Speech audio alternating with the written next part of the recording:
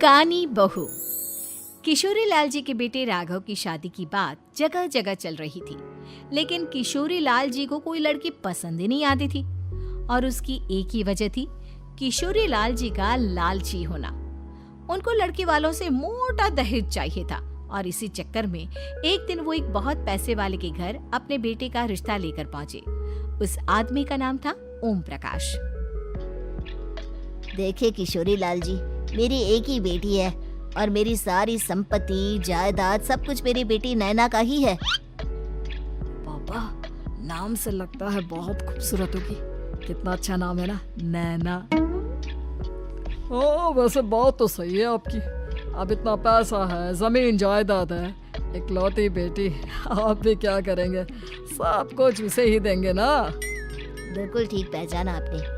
बस बेटी की शादी और सारी जायदाद उसके नाम। पापा, बिना देखे हाँ कर दीजिए ना। इतना अच्छा रिश्ता फिर कहाँ मिलेगा? माला माल हो जाएंगे हम। मैं अपनी बेटी को बुलाता हूँ। अरे नहीं नहीं नहीं नहीं, आपकी बेटी का नाम नैना है, सुनकर ही लगता है बहुत सुंदर होगी। रहने दीजिए अंकल, मैं तो आपकी बेटी के नाम से ही इतना खुश हो गया हूँ कि उसे बिना देखे शादी करने को तैयार हूँ। अब तो मैं उसका चेहरा सीधे शादी के बाद ही देखूंगा। और इस तरह राघव नैना का चेहरा नहीं देखता और उससे शादी कर लेता है। शादी के बाद अपनी सुहाग रात पर जब राघव नैना का घूंघट उठाकर देखता है तो नैना की आंखें बंद थी। कितने खूबसूरत हो तुम नैना, जरा अपनी आंखें खोलकर मेरी तरफ देखो तो सही। नहीं, मुझे शर्म आती है। अरे, मैंने तुम्हें शादी से पहले भी नहीं देखा और अब अगर तुम आंखें खोलकर मुझे देखोगी भी नहीं तो मुझे अच्छा कैसे लगेगा? इससे पहले कि नैना अपनी आंखें खोलकर राघव की तरफ देखती, अचानक से लाइट चली गई और राघव नैना को पूरी तरह से देख भी नहीं पाया। अगली सुबह नैना राघव के लिए नाश्ता बनाकर लेकर आई। अरे ये क्या, आधा पराठा सेका हुआ है और आधा बिल्कुल कच्चा। ये तुमने क्या किया नैना? बहू, तुमने क्या आधा पराठा तवे से नीचे लटका कर रखा था जो आधा सेका है और आधा कच्चा? मुझे जितना दिखेगा उतना ही तो सीखूंगी ना पापा जी। जहाँ जहाँ मुझे नजर आ रहा था वहाँ मैंने सीख लिया, जहाँ जहाँ नहीं दिखा वहाँ कच्चा रह गया होगा। इसका क्या मतलब है? ये कैसा मजाक कर रही है तुम? अरे बहू, तुमने इतना लंबा घूंघट क्यों लगाया हुआ है? देखो, हमारे घर में बहुओं को बेटी की तरह रखा जाता है और फिर तुम तो इतना सारा माल लेकर आई हो। देखो, ये घूंघट डालकर रखने की कोई जरूरत नहीं है। हाँ नैना, पापा जी ठीक कह रहे हैं, तुम तो आराम से रहो, अपना ही घर समझो। नैना अचानक से अपना घूंघट उठा लेती है। अरे ये क्या पापा, नैना की तो एक आंख फूटी हुई है। नाम से नैना, लेकिन ये तो कानी बहू निकली। मेरे साथ धोखा हुआ है, धोखा।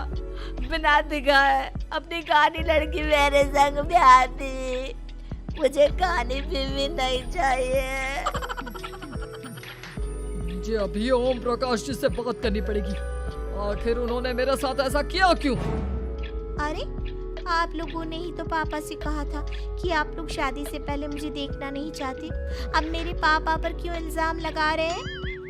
अरे लेकिन उन्हें बताना तो चाहिए था ना कि तुम कानी हो, एक आंख से तुम्हें दिखाई नहीं देता। किशोरी लाल और राघव नाराज होकर ओम प्रकाश को अपने घर बुलाते हैं। पापा जी, ये आपने क्या किया? शादी से पहले बताया क्यों नहीं कि नैना की आंखों में परेशानी है? अरे, आप ही ने तो लड़की देखने से मना कर दिया था। अरे लेकिन आप बता तो सकते थे। आपको तो हमारी बेटी की प्रॉपर्टी चाहिए थी, वो भी पूरी की पूरी। अब क्या हुआ अगर उसे आधा दिखाई देता है? प्रॉपर्टी तो आपको पूरी मिल गई ना। अरे ये क्या बात हुई? मेरी शादी प्रॉपर्टी से नहीं, आपकी बेटी से हुई है।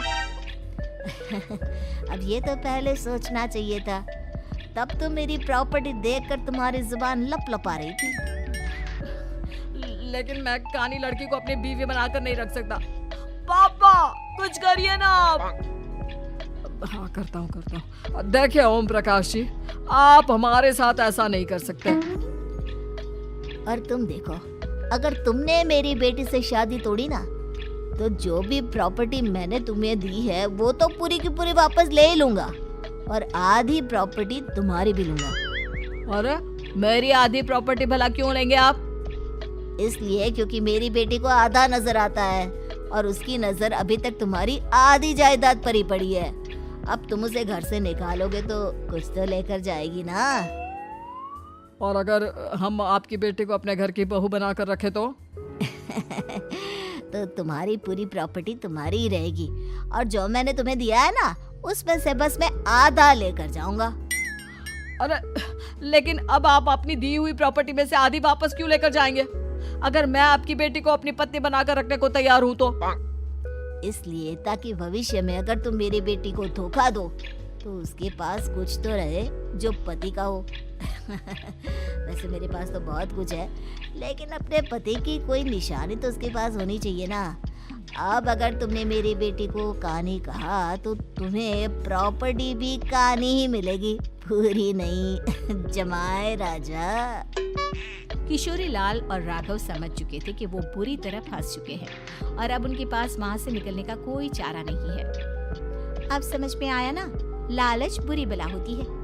एक तो तुम्हें प्रॉपर्टी मिली, ऊपर से बीवी मिली, उसमें तुम्हें नखरे भी दिखाने हैं। आए बड़ी, चुपचाप बैठो दोनों। कुछ दिनों के बाद नैना राघव की कार लेकर बाजार घूमने निकलती है और जब कार लेकर वापस आती है, ये क्या? एक तरफ से मेरी गाड़ी पूरी खराब हो चुकी है।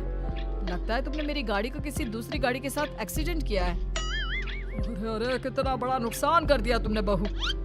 वो क्या है ना पापा जी, मुझे एक आंख से दिखाई नहीं दे रहा था, सामने से गाड़ी आ रही थी। मुझे तो सिर्फ आधा ही दिखाई दिया और वो गाड़ी मेरी कार से रगड़ते हुए निकल गई। अब मैं क्या करूं बताओ? आप इसे ठीक कराने के पैसे कौन देगा? तुम्हारे पापा? तुमने मुझसे इस तरह से बात की? अभी रुको। नैना राघव की शिकायत ओम प्रकाश को कर देती है।